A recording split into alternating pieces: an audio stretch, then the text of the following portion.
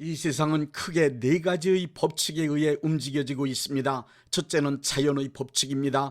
자연 만물의 생성, 변화와 유지 그리고 소멸은 정확한 자연 법칙에 의하여 이루어지고 있습니다. 이 세상에 존재하는 모든 자연 만물은 하나님께서 부여하신 자연 법칙에 의하여 창조된 이후 지금까지 쉼없이 진실하고 성실하게 운영되고 있는 것입니다. 인간은 변함없고 정확한 자연 법칙과 그 원리를 발견하여 물리학, 화학, 생물학, 천문학, 해양학 등 과학을 발전시켰습니다. 과학의 발전은 인간의 삶을 편리하고 풍요롭게 만들어 주었습니다. 둘째 법칙은 인간의 이성입니다. 이성이란 인간 두뇌 작용에 의해 일어나는 대표적 의식 기능입니다. 기억하고 판단하고 추리하고 계산하는 등의 기능을 하는 이성은 인간의 삶을 귀하게 만들 수 있는 능력입니다. 인간 이성의 힘은 여러 사람이 함께하는 집단 지성을 통하여 상상할 수 없이 크고 놀라운 일도 해낼 수 있습니다. 데카르트가 생각한다 고로나는 존재한다는 명제를 펼친 이후 생각할 수 있는 힘을 중요시하는 이성주의 사조가 인류의 역사와 사회를 지금까지 이끌어왔습니다. 인간의 이성은 인간이 살고 있는 국가나 사회 단체 등의 조직과 구조를 만들고 그것이 질서를 유지하며 잘 운영될 수 있도록 법칙, 주칙, 제도, 관습 등을 마련하였습니다. 또한 인간의 이성은 여러 경험과 단편적인 지식들을 종합하여 이론과 학문을 만들어 놓기도 합니다. 한 시대와 역사를 지배하는 사상 역시 인간의 이성이 만들어 놓은 산물입니다. 윤리와 도덕도 인간의 이성에서 나온 법칙입니다. 오랜 역사를 통하여 집대성된 문화와 과학 문명도 이성의 산물입니다. 이성주의 이후 현재를 감성이 지배하고 이끌어가는 포스트 모더니즘의 시대라고 합니다. 그러나 아무리 감성 지상주의적 세계가 왔다 해도 인간의 삶이나 사회는 수시로 변하는 감성만 가지고는 정상적으로 운영하고 유지하기란 불가능합니다. 인간의 역사가 끝나는 날까지 인간의 이성은 인간의 정상적인 삶을 위하여 아주 중요하고 늘 필요합니다. 셋째 법칙은 거짓입니다. 우리 인간들의 삶 모든 영역에서 거짓이 차지하고 있는 비중은 헤아릴 수 없을 만큼 너무 큽니다. 이미 거짓은 우리 인간 사회의 구조를 움직여가는 하나의 큰 축으로 굳게 자리를 잡고 있습니다. 거짓의 가장 큰 수단인 거짓말은 거의 모든 인간들의 일상적인 삶의 방법이 되었습니다. 그래서 예레미야 17장 9절에는 만물보다 거짓되고 심히 부패한 것은 인간의 마음이라고 말씀하셨고, 전도서 7장 29절에는 하나님은 인간을 정직하게 창조하셨으나 인간은 거짓된 꾀를 냈다고 말씀하고 있습니다. 삶의 현장을 보십시오. 정치 집단, 국가기관, 경제 집단, 법조계, 교육계, 언론은 물론 종교 지도자들까지도 입만 열면 거짓말을 해대니 그야말로 살아가는 동안 거짓에 의한 피해를 입지 않을까 불안하기 이를 데 없습니다. 대부분의 인간들은 거짓은 나쁜 것으로 알고 싫어하면서도 거짓을 삶의 방법으로 선택하여 삶의 현장 모든 곳에서 아무렇지도 않게 사용하고 있습니다. 그러나 거짓은 그것이 어떤 것이든 상관없이 100% 마귀의 수법입니다. 네 번째 법칙은 진리인 하나님의 말씀입니다. 요한복음 17장 17절에 저희를 진리로 거룩하게 하옵소서, 아버지의 말씀은 진리이니이다. 하나님의 말씀은 진리라고 했습니다.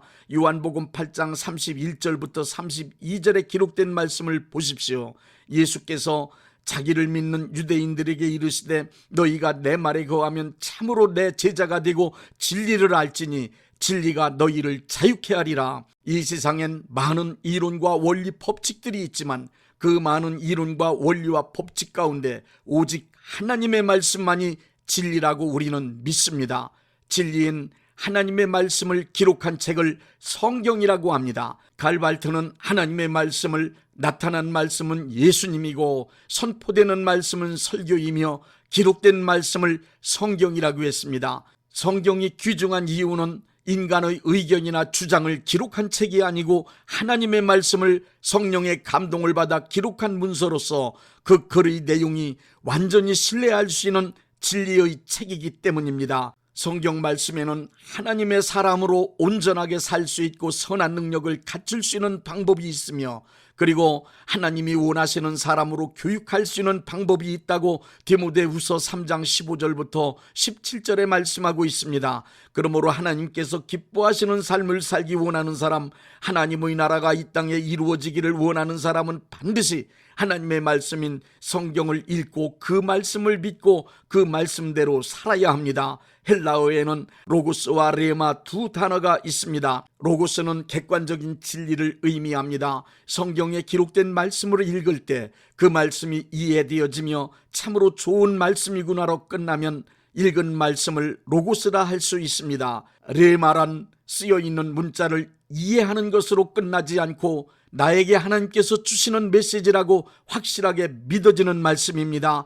하나님의 말씀은 나에게 주시는 말씀, 나를 뜨겁게 하는 말씀, 내 인생을 움직이는 말씀, 나에게 큰 능력이 되는 말씀, 나를 통하여 이루어질 수 있다는 확신의 말씀이 되어야만 합니다. 이렇게 되면 믿음의 역사가 일어납니다. 그야말로 말씀이 살아서 움직이는 역사가 나타납니다. 진리인 하나님의 말씀을 확신할 때 나타나는 믿음의 역사 세 가지를 말씀드리겠습니다. 첫째, 자연 법칙이 순종합니다. 진리인 하나님의 말씀인 성경을 읽거나 강대상에서 목사님들을 통하여 선포되는 하나님의 말씀을 듣고 그 말씀이 확실하게 믿어질 때 모든 자연 법칙이 순종하는 기적이 일어납니다. 그것은 인간의 외치는 목소리나 의견과 주장의 권위와 능력이 있어서가 아닙니다. 그 말씀이 진리이기 때문입니다. 진리를 말씀하신 하나님은 지금도 살아계시며 그 말씀의 약속을 성령님이 보증하시기 때문입니다. 일일이 열거할 수 없는 수많은 기적들이 일어날 수 있는 이유는 단 하나입니다.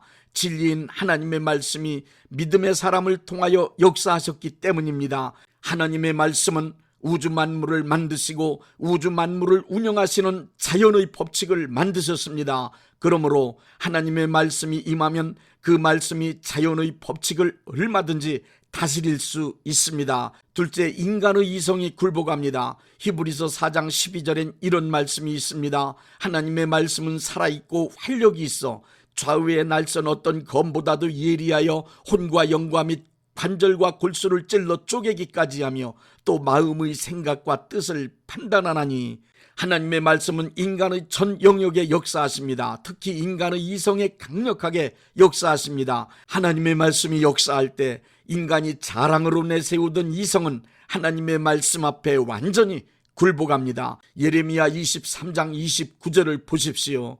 여호와의 말씀이니라 내 말이 불같지 아니하냐, 바위를 쳐서 부스러뜨리는 방망이 같지 아니하냐. 하나님의 말씀이 임하면 굳게 믿고 주장하던 이론 논리를 내세우던 학문적 체계 그리고 고정관념이 순간에 무너집니다. 생명 걸었던 고집도 무너집니다. 진리인 하나님의 말씀 앞에 서면 어떤 정치 이념이든 사상이든 과학 이론까지도 물거품처럼 사라질 수밖에 없습니다.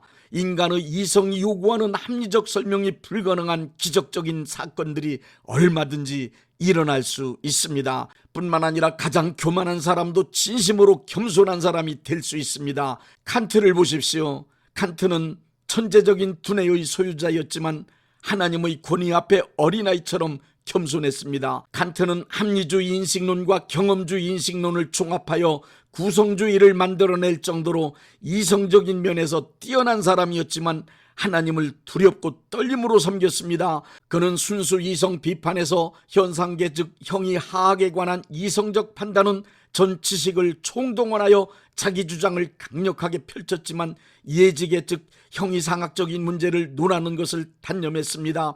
그 이유는 하나님의 권위와 하나님의 자리를 마련해 드리고자 함이었습니다. 그는 인간의 이성이 아무리 뛰어나도 하나님 앞에서는 무릎 꿇고 엎드릴 줄 아는 겸손함이 더 중요하다는 것을 알았습니다. 하나님의 말씀을 읽다가 하나님의 지혜와 지식의 위대함을 경험했기 때문입니다. 셋째, 거짓이 물러갑니다. 거짓이 가장 두려워하는 것은 진리입니다. 진리는 진실이기 때문입니다. 거짓은 진리 앞에서 반드시 물러가게 되어 있습니다. 어두움이 빛에 의하여 물러가듯 진리가 나타나면 거짓은 물러갑니다. 마태복음 4장에 기록된 말씀을 보십시오.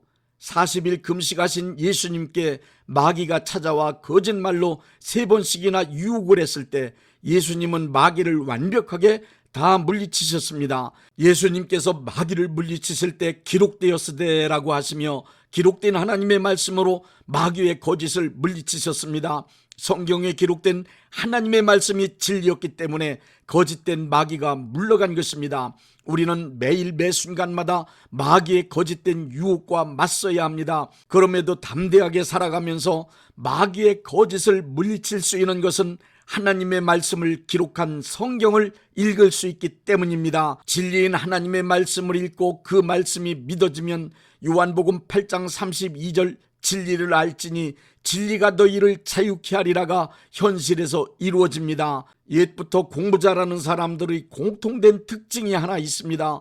그것은 책을 많이 읽는 것입니다. 신앙생활 잘하는 사람도 마찬가지입니다. 성경을 많이 읽는 사람이 신앙생활 잘하게 되어 있습니다. 신앙생활에 관한 모든 것이 다 성경에 기록되어 있기 때문입니다. 시편 1편은 복 있는 사람은 하나님의 말씀을 주야로 묵상하는 사람이라고 말씀하고 있습니다. 하나님의 말씀을 묵상한다는 말은 중얼중얼 한다는 뜻으로 하나님의 말씀을 애울 정도로 많이 읽어야만 가능합니다. 성경에 관한 책을 많이 보라는 것이 아니라 성경책을 많이 읽으라는 말씀입니다.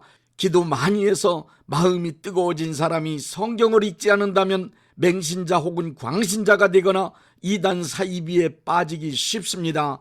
기도 많이 할수록 열심을 내어 하나님의 일을 많이 할수록 성경을 많이 읽으십시오. 성경을 읽고 또 읽으십시오. 마음이 뜨거워질 때까지 성경을 읽으십시오.